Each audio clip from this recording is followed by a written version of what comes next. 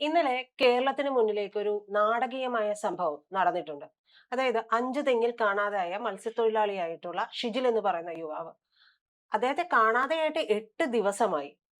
എന്നിട്ട് യാതൊരു തരത്തിലുള്ള തിരച്ചിലുമില്ല, ഒന്നുമില്ല. ഒടുവിൽ അദ്ദേഹത്തിന്റെ ഭാര്യ, ഷിജിലിന്റെ ഭാര്യ കൈക്കുഞ്ഞുമായിട്ട് വന്നിട്ട് റോഡിൽ കുത്തിയിരുന്ന് സമരം ചെയ്യുന്ന ഒരു സാഹചര്യമുണ്ട്.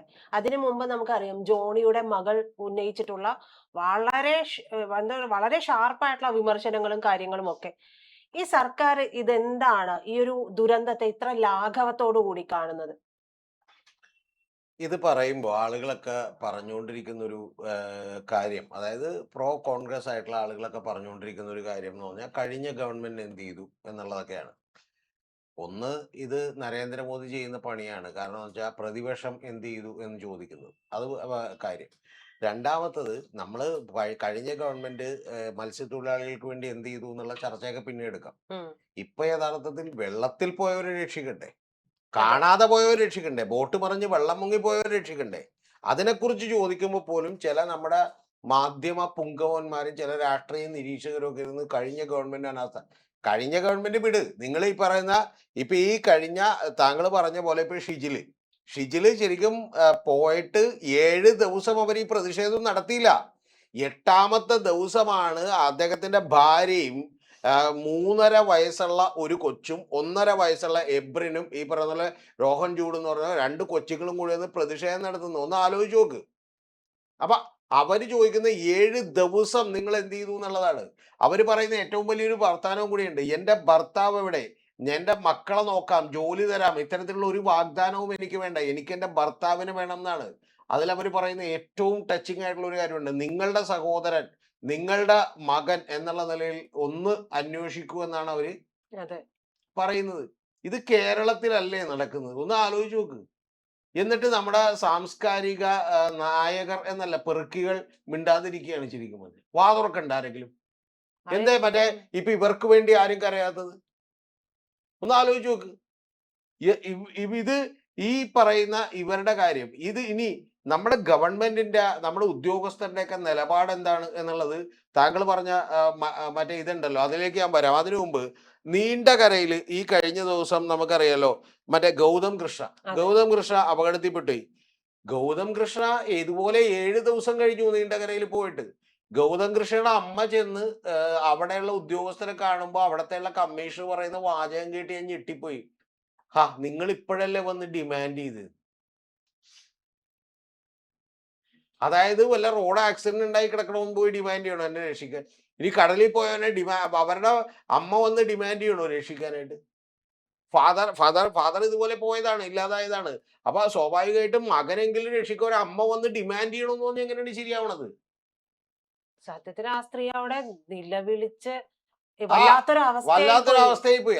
അത് ഉണ്ടായത് കൊണ്ടാണ് ഇവരെന്ത് ചെയ്തത്. എന്നിട്ട് അന്നേരം ഇവര് 2-3 ബോട്ടുകളിലും വള്ളങ്ങളിലും ഒക്കെ ആളപ്പെടാൻ തീരുമാനിച്ചു. പിന്നെ താങ്കൾ പറഞ്ഞ കേസ് എന്ന് പറഞ്ഞത് ഇപ്പൊ നേരത്തെ പറഞ്ഞ നമ്മുടെ ജോണിന്റെ മകൾ, ഈ ജോണിന്റെ മകൾ ജിജി വന്നിട്ട് വളരെ കൃത്യമായ ഒരു കാര്യം പറഞ്ഞു. അതെന്താണെന്നറിയാമോ? ഈ ഗവൺമെന്റ് ഇൻഎഫിഷ്യന്റ് ആണെന്ന്. പറ്റില്ലെങ്കിൽ രാജിവെച്ച് പോകുന്ന പറഞ്ഞു. യഥാർത്ഥത്തിൽ ഇവരിൽ ചിലര് എന്നപ്പോ കളക്ടർ പറഞ്ഞു ഒന്ന് പോകാനുള്ള ഡീസൽ ഇല്ലെന്നൊന്ന് ആലോചിച്ച് നോക്കി. ഏത് രക്ഷാപ്രവർത്തനം നടത്താനുള്ള, ബോട്ടിൽ പോകാനുള്ള ഡീസൽ ഈ കേരളത്തിൽ പറയുന്ന ആരോടെങ്കിലും ചോദിച്ചാൽ അവർ കൊടുക്കൂലേ? ഏതെങ്കിലും കടക്കാരോട് ചോദിച്ചാൽ, ഏതെങ്കിലും ആളുകളോട് ചോദിച്ചാൽ പോലും അവർ ഫ്രീ ആയിട്ട് കൊടുക്കൂലേ? ഒരു കളക്ടർ പറഞ്ഞു എന്ന് പറഞ്ഞിട്ട് നമ്മുടെ അത്ഭുതം എന്ന് പറയുന്നത് ഒരു സിവിൽ സർവീസ് ഉദ്യോഗസ്ഥ. പിന്നെ രണ്ടാമത്തെ കാര്യം എന്താ, ഇവര് പോയേക്കണത് 18 നോട്ടിക്കൽ മൈൽ ദൂരെയാണ്. ഈ 18 നോട്ടിക്കൽ മൈലിൽ 12 നോട്ടിക്കൽ മൈൽ കഴിഞ്ഞിട്ടുണ്ടെങ്കിൽ അന്താരാഷ്ട്ര കപ്പൽച്ചാലാണ്. അപ്പൊ നേവിനെ വിളിക്കേണ്ടി വരും, അതൊരു കാര്യം. പക്ഷെ ഈ മറ്റേ നമ്മുടെ കോസ്റ്റൽ പോലീസ് പോയേക്കണ എവിടെയെന്ന് അറിയാമോ? 4 നോട്ടിക്കൽ മൈലാണ്. സത്യത്തിൽ അതിൽ കൂടുതൽ ആ മത്സ്യത്തൊഴിലാളികൾ, തിരിച്ചു വന്ന മത്സ്യത്തൊഴിലാളികൾ പോയി. അല്ല, എന്നിട്ട് ഈ പറയുന്ന ഇന്നിപ്പോ നേരത്തെ നമ്മൾ പറഞ്ഞിട്ടുള്ള ഷിജിലിന്റെ ഭാര്യയോട് നമ്മുടെ പ്രിയപ്പെട്ട ജോണേട്ടൻ വന്ന്, CP ജോൺ വന്ന് സംസാരിച്ചു. മന്ത്രി വന്ന് സംസാരിച്ച് മണിക്കൂറുകൾ ചർച്ച നടത്തിയതിനു ശേഷം ഉണ്ടായ തീരുമാനം എന്താണെന്നറിയാമോ പ്രജിതക്ക്? ആ തീരുമാനം എന്ന് പറയുന്നത് 10 മത്സ്യത്തൊഴിലാളികളെയും കൂടി എടുത്ത് ഇവരുടെ ഒപ്പം തെരച്ചിലിന് കൊണ്ടുപോകാൻ. 8ാമത്തെ ദിവസം. നിങ്ങൾ എവിടെ പോയിരിക്കണായിരുന്നു? നിങ്ങൾക്ക് ഇത് നേരത്തെ ചെയ്യാൻ പാടില്ലായിരുന്നു. അപ്പൊ നിങ്ങൾക്ക് സ്വർണ്ണക്കട ഉദ്ഘാടിക്കണമായിരുന്നു, നിങ്ങൾക്ക് അമ്മായിച്ചനെ കാണണമായിരുന്നു, ഇതിനൊന്നും കുഴപ്പമില്ല. രഹസ്യമായിട്ട് മറ്റേ എന്താണ് സാധനം കയ്യിലുണ്ടോ എന്ന് വെച്ചാൽ ഇൻവെസ്റ്ററെ കാണണമായിരുന്നു. ഏത് എം ജി റോഡിൽ കല്യാണക്കട സ്വർണ്ണക്കട ഉദ്ഘാടനത്തിന് കല്യാണത്തിന് വരണമായിരുന്നു. ഇതൊക്കെ കഴിഞ്ഞിട്ട് 4ാമത്തെ ദിവസമാണ് മുഖ്യമന്ത്രി എന്ന് ദുരിതാശ്വാസ ക്യാമ്പ് സന്ദർശിച്ചേക്കണം. ഞാൻ പറഞ്ഞ ഇതിൽ ഏതെങ്കിലും ഒരു മന്ത്രി ഇവർക്ക് കാണാൻ പാടില്ലതാണ്. എന്നിട്ട് വി ഡി സതീശൻ പറഞ്ഞേക്കണേണ്, തീരദേശമൊക്കെ അറിയാലോ, പോയാലുള്ള പ്രശ്നം നമുക്ക് അറിയാലോ. സർ, അതുപോലെ ജോണിയുടെ മകള് പറഞ്ഞിരുന്ന ഒരു കാര്യമുണ്ട്. അതായത് പ്രതിപക്ഷ നേതൃസ്ഥാനത്തിരിക്കുന്ന വി ശിവൻകുട്ടി അദ്ദേഹം അവിടേക്ക് ചെല്ലുന്നു. അദ്ദേഹം ചെന്നിട്ടാണ് കളക്ടറുടെ നമ്പർ കൊടുക്കുന്നത്. എന്നിട്ട് അദ്ദേഹം അവരോട് പറയുകയാണ്, നിങ്ങൾ ഇവരെ ബന്ധപ്പെടൂ, ഇവരെ വിളിച്ച് കാര്യങ്ങൾ പറയൂ എന്നാണ് പറയുന്നത്. അതുവരെയും ഈ പറയുന്ന കളക്ടർ, തദ്ദേശ സ്ഥാപനങ്ങളിലുള്ള ഒരു ഉദ്യോഗസ്ഥരും അവിടേക്ക് വന്നിട്ടില്ല. ഭരണത്തിലിരിക്കുന്ന പാർട്ടിയുടെ ആരും അവിടേക്ക് വന്നിട്ടില്ല, ക്രിയാത്മകമായിട്ട് ഇടപെട്ടിട്ടില്ല എന്ന് പറയുകയും ചെയ്യുന്നുണ്ട്. അപ്പോ എന്തുകൊണ്ടാണ് അത്തരത്തിലൊരു സാഹചര്യം വരുന്നത് എന്നുള്ളത് പറയുമ്പോഴാണ് ജോണിന്റെ മകള് പറയുന്നത്, പറ്റില്ലേ, നിങ്ങള് രാജിവെച്ച് പോ. ഒരു അത് അത്രയും ഷാർപ്പായിട്ട് ഒരു ഭരണ സംവിധാനത്തിനോട് അവർ പറയുമ്പോൾ അവരുടെ നിലവിളി, രോഷം അത് ഒരു വിഭാഗത്തിന്റെ മുഴുവനുമായിട്ട് മാറുകയും ചെയ്യുന്നുണ്ട്. അപ്പൊ ഇതിനിടയിൽ ചോദിക്കാൻ വന്ന ഒരു കാര്യം എന്ന് പറയുന്നത്, ഭരണകൂടങ്ങളാണല്ലോ, തദ്ദേശ സ്ഥാപനങ്ങളാണ്, ഇപ്പൊ സാറ് പറഞ്ഞ പോലെ കളക്ടറൊക്കെയാണ് കൃത്യമായ നിലപാടുകൾ എടുത്ത് അവിടെ പ്രവർത്തിക്കേണ്ടത്. ഈ ഒരു ഭരണം വന്നിട്ട് 2 മാസം ആകുന്നതേ ഉള്ളൂ എന്നാണ് ഒരു വിഭാഗം പറയുന്ന ഒരു കാര്യം. അപ്പൊ അങ്ങനെ ഒരു കാര്യത്തില് ഈ തദ്ദേശ സ്ഥാപനങ്ങളിലുള്ള കളക്ടർ ഉൾപ്പെടെയുള്ള ഒരു ജില്ലയുടെ ഭരണാധികാരിയായിട്ടുള്ളവർ കൃത്യമായിട്ട് ഒരു ഇടപെടൽ നടത്തണ്ടേ? എന്തുകൊണ്ടാണ് അത് നടത്താത്തത്? പക്ഷെ അതിന്റെ ഒരു പഴി കൂടി ഈ ഒരു അതായത് ഇപ്പോ വന്നിട്ടുള്ള ഭരണകൂടത്തിനല്ലേ കേൾക്കുന്നത്? പ്രതിത, ഇതിനകത്തുള്ള പ്രശ്നം എന്താണെന്ന് വെച്ചിട്ടുണ്ടെങ്കിൽ ഇവരെന്താ ഈ പറഞ്ഞുകൊണ്ടിരിക്കണെന്ന് എനിക്ക് മനസ്സിലാവുള്ള. അതായത് ഞങ്ങൾ വന്നിട്ട് 75 ദിവസമേ ഉള്ളൂ, 80 ദിവസമേ ഉള്ളൂ, ശരിയായുള്ളൂ. അപ്പോൾ ഒരാൾ റോട്ടിൽ വണ്ടി ഇടിച്ചാലോ ഒരാൾ കടലിൽ പോയാലോ ഞങ്ങൾ വന്നിട്ട് 75 ദിവസമേ ഉള്ളൂ, ഇനി 90 ദിവസം കഴിഞ്ഞ് അന്വേഷിക്കാന്നാണ് ഇവർ പറഞ്ഞത്. അല്ലെങ്കിൽ 150 ദിവസം കഴിഞ്ഞ് അന്വേഷിക്കാന്ന. എന്താ പറയണത്?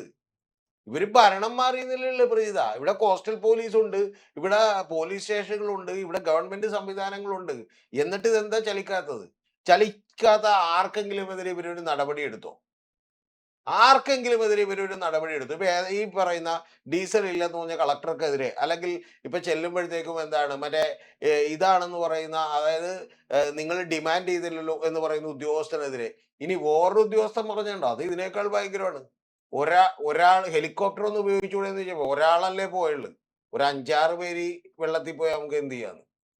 5 പേര് കൂടുതൽ പോയ ഹെലികോപ്റ്റർ ഉപയോഗിക്കാം. ഒന്ന് ആലോചിച്ച് നോക്ക്.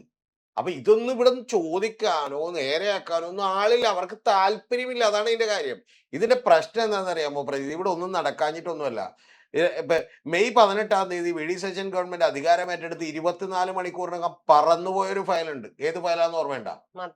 മദ്യത്തിന്, വീര്യം കുറഞ്ഞ മദ്യം ഭയങ്കര അത്യാവശ്യമുള്ള എന്ന് പറഞ്ഞാൽ നടപ്പിലാക്കിയില്ലെങ്കിൽ ഞാനും പ്രതി കഷ്ടത്തിലായി പോകൂലേ? ഇല്ലേ? കാരണം നമ്മുടെ നാട്ടിൽ എന്തോരം പേര് വീര്യം കുറഞ്ഞ മദ്യം കിട്ടാതെ മരിച്ചുകൊണ്ടിരിക്കുന്നതാണ്. ആണാ? അപ്പൊ അത് പറന്നുപോയി സംഭവം നടന്നു. PM-ശ്രീ നടപ്പാക്കും എന്ന് പറഞ്ഞുകൊണ്ടിരിക്കുന്നത്. അപ്പൊ ഇത്തരം കാര്യങ്ങളിൽ ഇവരുടെ അജണ്ടകൾ നടപ്പിലാക്കാൻ ഇവർക്ക് താല്പര്യമുണ്ട്, അല്ലാത്തതിന് ഇവർക്ക് താല്പര്യമില്ല. അത്രേ ഉള്ളൂ ഇതിന്റെ കാര്യം. അല്ലാതെ ഇതിനപ്പുറത്തേക്ക് വേറെ കാര്യമൊന്നുമില്ല. പിന്നെ ജനത്തിന്റെ സുരക്ഷയുമായി ബന്ധപ്പെട്ട് അവർക്ക് അങ്ങനെ താല്പര്യമില്ല എന്ന് പറയുമ്പോഴത്തെ ആ ഒരു സ്ഥലത്താണ് ജോണിയുടെ മകൾ പറഞ്ഞത് സത്യത്തിൽ അന്വർത്ഥമാകുന്നത്. അല്ല, ഇവിടെ ഒരു ഭരണം സത്യം പറഞ്ഞ, ഇനി ഞാൻ ഇതിന്റെ വിശദാംശങ്ങളിലേക്ക് ഇപ്പൊ പോകണ്ടെന്ന് വെച്ചിട്ട്, ഇവിടെ സത്യം വന്നിട്ടുണ്ടെങ്കിൽ ഒരു ഭരണം എന്ന് പറയുന്നത് ഇല്ല എന്നുള്ളതാണ് വാസ്തവം. അത് സാധാരണക്കാരന് വേണ്ടിയും ബാക്കിയുള്ളവന് വേണ്ടിയുമുള്ള ഒരു ഭരണം ഇവിടെ ഇല്ല. ഇനി ഞാൻ താങ്കളോട് വേറൊരു കാര്യം പറയാം. യഥാർത്ഥത്തിൽ ഇവിടെ റവന്യൂ വകുപ്പിന് സെക്രട്ടറി ഇല്ലായിരുന്നു, അറിയോ താങ്കൾ? റവന്യൂ വകുപ്പിന് ഞാനിപ്പോൾ കഴിഞ്ഞ വീഡിയോയിൽ പറഞ്ഞതായതുകൊണ്ട് ഞാൻ പറയുന്നില്ല. NK ഷിജു എന്ന് പറയുന്ന IAS സെക്രട്ടറി ആയിട്ട് വെച്ചു.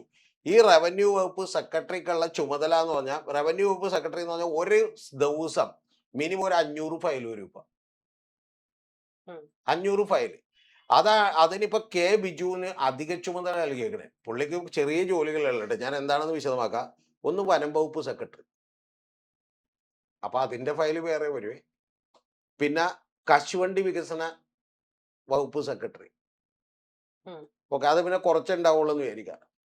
ജനറൽ അഡ്മിനിസ്ട്രേഷൻ, പൊതുഭരണ വകുപ്പ് സെക്രട്ടറി, എന്തോരം ഫയൽ വരുമെന്നറിയോ? അതായത് സാധാരണ മുഖ്യമന്ത്രിയുടെ കീഴിൽ ഉള്ള പൊതുഭരണ വകുപ്പാണ്, ജനറൽ അഡ്മിനിസ്ട്രേഷൻ. ഈ പുള്ളി, ഈ കെ ബിജു എങ്ങനെ ഇത് മാനേജ് ചെയ്യുമെന്ന് നിങ്ങൾ ആലോചിച്ച് നോക്കിയിട്ടുണ്ട്? എങ്ങനെ നടക്കൂ ഇത്? ഏ പുള്ളി ശരിക്കും വന്നിട്ടുണ്ടെങ്കിൽ ഒരു ദിവസം എത്ര ഫയൽ നോക്കാൻ പറ്റും? ഒരു മനുഷ്യനെ കൊണ്ട് എത്ര ഫയൽ നോക്കാൻ പറ്റും? ഒരു ഫയൽ നോക്കാനായിട്ട് ഒരു 3 മിനിറ്റ് 5 മിനിറ്റെങ്കിലും എടുക്കണ്ടേ? അപ്പോൾ ഒരു 12 മണിക്കൂർ, 14 മണിക്കൂർ, 16 മണിക്കൂർ ഒരാൾ ഇരുന്നാൽ എത്ര ഫയൽ നോക്കാൻ പറ്റും? അപ്പൊ ആ പുള്ളിക്ക് കൊടുത്തേക്കണ അധിക ചുമതലയാണെന്ത്? റവന്യൂ വകുപ്പിന് സെക്രട്ടറി ഇല്ല. പിന്നെ വേറൊരു ഈ പറയുന്ന പോലെ ഇത് കഴിഞ്ഞ ജൂലൈ 20 ജീവൻ ബാബു കേന്ദ്ര കാർഷിക മന്ത്രാലയത്തിന്റെ ഡെപ്യൂട്ടേഷൻ, ഞാൻ വേറെ വീഡിയോയിൽ നമ്മളിവിടെ തന്നെ പറഞ്ഞേക്കണോണ്ട് ഞാൻ പറയാത്തത്. പിന്നെ ഓഗസ്റ്റ് 4 അഞ്ജന IAS അധിക ചുമതല നൽകിയേക്കണ ദുരന്ത നിവാരണ അതോറിറ്റിയുടെ സെക്രട്ടറി ആയിട്ട്. അപ്പൊ അത് ശരിക്കും ടൂറിസം വകുപ്പിന്റെ സെക്രട്ടറിയാണ്.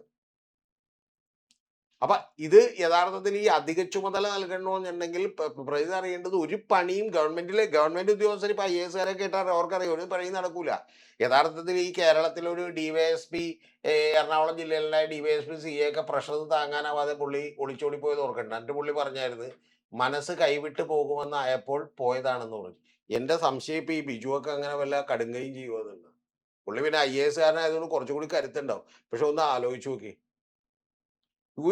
ഒരു സർക്കാർ കാര്യത്തിലും എന്ത് ചെയ്യാൻ പറ്റില്ല. അപ്പൊ താങ്കൾക്ക് തന്നെ ഒരു ദിവസം 1500 ഫയൽ കൊണ്ടുവന്ന് പ്രതിക്ക് ശരിക്കും പറഞ്ഞാൽ 150 ഫയലുകളും കൃത്യമായിട്ട് നോക്കാൻ പറ്റില്ല. കാരണം ഇതിന് എന്ത് നോക്കും? അപ്പൊ ഇവര് വിളിച്ചു പറയുന്ന ഫയലുകൾ നോക്കും. അതായത് മന്ത്രിക്ക് താല്പര്യമുള്ളതോ മുഖ്യമന്ത്രിക്ക് താല്പര്യമുള്ള ഫയല് നോക്കും. ഇതൊക്കെ നമ്മളിപ്പോ മുഴുവൻ കാര്യം ഞാനിവിടെ പറയാഞ്ഞിട്ടാണ്. ഇനി സത്യം പറഞ്ഞ പ്രതിതൊന്ന് അന്വേഷിച്ചു, ഈ ഒരാഴ്ച മുമ്പ് വരെ ഞാനിപ്പോ ഈ ദുരന്തമുണ്ടായതിനു ശേഷം ആരോടും സംസാരിച്ചിട്ടില്ല. ഒരാഴ്ച മുമ്പ് വരെ മന്ത്രിമാർക്ക് പേഴ്സണൽ സ്റ്റാഫ് ഇല്ലായിരുന്നു. 2 മന്ത്രിമാർക്ക് പ്രൈവറ്റ് സെക്രട്ടറിമാരില്ലായിരുന്നു. എന്താ കാര്യം എന്ന് വെച്ചാൽ മുഖ്യമന്ത്രി ആ ഫയലിൽ ഒപ്പുവെച്ചിട്ടില്ല, ശുപാർശ കൊടുത്തിട്ടും. അപ്പൊ ഇതൊക്കെ എങ്ങനെയാണ് നടക്കുന്നതെന്ന് ചോദിച്ചാൽ ഭയങ്കര ഇങ്ങനെയൊക്കെ തന്നെ നടക്കുന്നുണ്ടല്ലോ. പിന്നെ ഭാഗ്യം കൊണ്ട് മറ്റേ 2018 പ്രളയം ഉണ്ടായില്ലെന്ന് വിചാരിച്ചാൽ മതി. 7 ദിവസം ഇവരൊക്കെ കാത്തു നിന്നിട്ടാണ് പ്രതി അറിയേണ്ടത് ഈ പ്രശ്നങ്ങളിലേക്ക് നീങ്ങിയത്. അപ്പോഴാണ് പറയുന്നത് ബോട്ടിൽ പോകാൻ ഡീസലില്ല.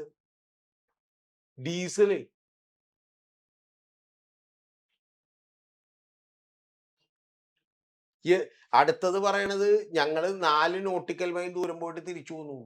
പിന്നെ ഇപ്പൊ ഗവൺമെന്റ് കണക്കുകൾ പുറത്തേക്ക് വിടണ്ട. എന്താണെന്നറിയാമോ? തിരയാനായിട്ട് 101 മണിക്കൂർ എടുത്ത്, വേറൊരെണ്ണം 55 മണിക്കൂർ എടുത്ത്, വേറൊരെണ്ണം 46 മണിക്കൂർ എടുത്ത്.